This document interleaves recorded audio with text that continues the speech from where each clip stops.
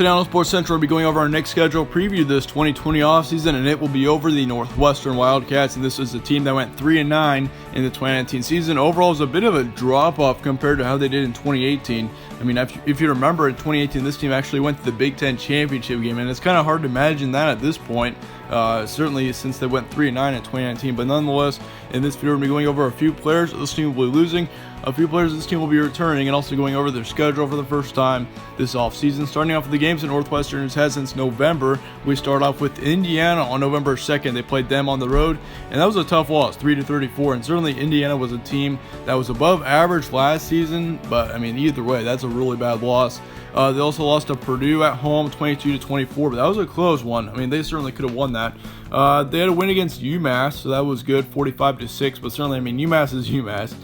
They're probably one of the worst, if not the worst, FBS teams. So, yeah, Northwestern should have blown them out either way.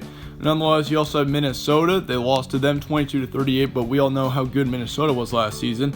And then they played Illinois to finish off the season. Got the win there, 29-10. Probably their best win of the season there against Illinois, with it being on the road. But yeah, 3-9 was Northwestern's record last season. Between September and October, they were 1-6, and then between November and the postseason, they were 2-3. So 2 of their wins came in the last month. So it certainly looks like Northwestern did improve over the season. I mean, they were winless there for a while, but nonetheless, moving on to your returning production, they returned their top quarterback, Aiden Smith, which he had over 700 yards of passing as well as 3 touchdowns, 9 interceptions, and 211 yards of rushing. So he did not put up very good stats at all. I mean, his touchdown to interception ratio is 1-3, meaning he's got 3 touchdowns and 9 interceptions. Not a very good ratio. They do lose their second quarterback, Hunter Johnson, which he had some action as well. He had over 400 yards of passing, as well as 1 touchdown and 4 interceptions. So really, they did not have a solid quarterback at all.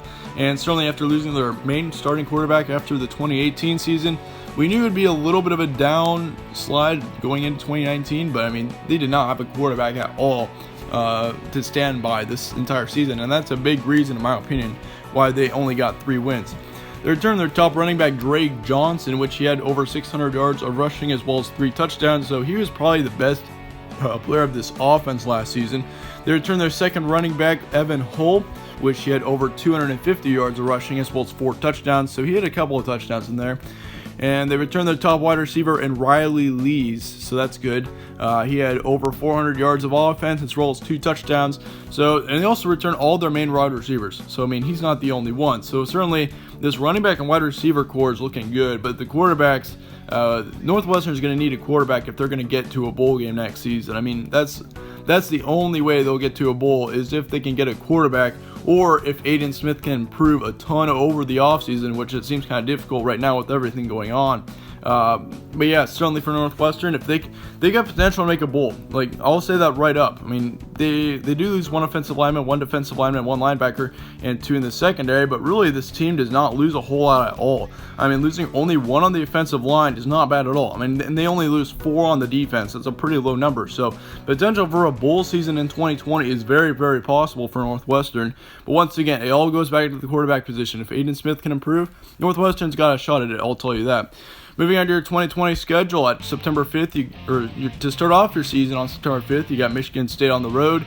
So that's going to be a bit of a tough game, but who knows about Michigan State. Michigan State is a big toss-up next season.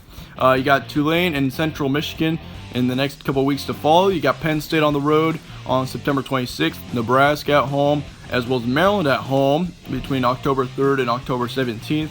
Then you go to Iowa and to Purdue in back-to-back weeks. You got Wisconsin at home, and then an easy game against Morgan State on November 14th. Then to finish off the season, you got Minnesota on the road, and then Illinois at home. And here's kind of what I'm expecting. I'll give you 2 guaranteed wins on this schedule. I think they will beat Tulane for sure, and I also think they'll beat Morgan State. I'm not really going to give you much else. Once again, these are schedule previews, so we won't give you a lot of predictions in this one. We'll go over every game in our actual prediction video, which will be coming in the summer. But yeah, your record estimation is going to be 4-8 to 6-6 for Northwestern. I think there's a chance that they make a bowl game, once again, if the quarterback position is good. But I'm going to keep it to more of a slim chance. I think it's possible, but I don't think they'll get past 6 wins. But yeah, let me know your thoughts on Northwestern in the comments below. If you disagree with this, be sure to let me know in the comments below. I'll try to get back to as many of your responses as possible. But yeah, thank you guys all for watching once again. Stay tuned for more from All Sports Central, and I will see you all later.